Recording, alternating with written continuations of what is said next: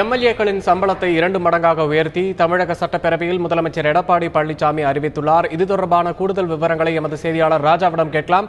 ராஜா, வணக்கம். இப்ப எம்எல்ஏக்களுடைய சம்பளம் 2 மடங்காக உயர்த்தப்பட்டுள்ளது. எவ்வளவு ரூபாயிலிருந்து எவ்வளவு ரூபாய் ஆக்கப்பட்டிருக்கிறது? இது தொடர்பான கூடுதல் விவரங்களை சொல்லுங்க ராஜா. தமிழக முதலமைச்சர் திரு எடப்பாடி பழனிசாமி இன்று சட்டப்பேரவையில் எம்எல்ஏக்களுக்கான ஊதிய உயர்வு தொடர்பான அறிவிப்பினை வெளியிட்டார். தற்போது அவர்களுடைய மாத ஊதியம் என்பது 55,000 ரூபாயாக கொடுக்கப்பட்டு வருகிறது.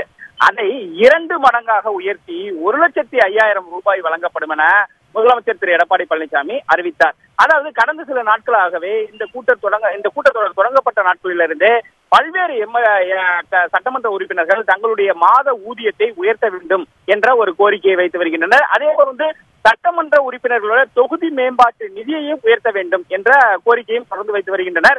நேற்று கூட கொங்கு இளைஞர் பேரவை உறுப்பினர் கனியரசு இதே கோரிக்கையை வலியுறுத்தார். இன்று முருகுமாறன், அதாவது அதிமுக எம்எல்ஏ முருகுமாறன் மற்றும் சக்திவேலும் இதே கோரிக்கையை வலியுறுத்தினர். அது மட்டும் இல்லாமல் பல்வேறு சட்டமன்ற உறுப்பினர்கள் தங்களுடைய மானிய கோரிக்கை மீதான விவாதத்தில் பேசும்போது இந்த ஒரு கோரிக்கை, அதாவது எம்எல்ஏக்களுடைய சம்பளத்தை உயர்த்த வேண்டும், எம்எல்ஏக்களுக்கான தொகுதி மேம்பாட்டு நிதியை உயர்த்த வேண்டும், இந்த 2 கோரிக்கைகளை தொடர்ந்து வைத்து வந்தனர். அதன் அடிப்படையில் தான் இன்று முதலமைச்சர் அறிவிப்புகளை வெளியிட்டார். அதாவது தற்போது எம்எல்ஏக்களுக்கு 55,000 ரூபாய் சம்பளமாக கொடுக்கப்பட்டு வருகிறது. அது 1,05,000 ரூபாய் கொடுக்கப்படும் என்றார். அதற்கான அந்த பேக்கப் அதையும் கொடுத்தார். தற்போது அடிப்படை ஊதியமாக 8,000 ரூபாய் அவர்களுக்கு வழங்கப்பட்டு வந்தது.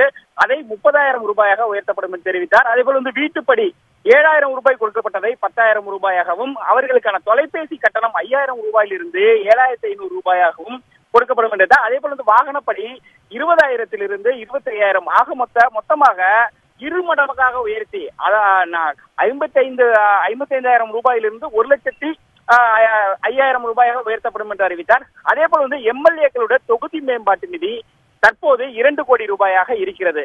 இதை மேலும் 50 லட்சம் கூடுதலாக உயர்த்தி இனி 2,50,00,000 ரூபாய் ஒவ்வொரு எம்எல்ஏவுக்கும் தங்களுடைய தொகுதி மேம்பாட்டு நிதி கொடுக்கப்படும் என்று 50 லட்சம் ரூபாய் உயர்த்தி அறிவித்தார். இது ஒவ்வொரு ஆண்டுக்கும் இந்த தொகுதி மேம்பாட்டு நிதி என்பது 50 லட்சம் உயர்த்தப்படும் என்று அறிவித்தார்.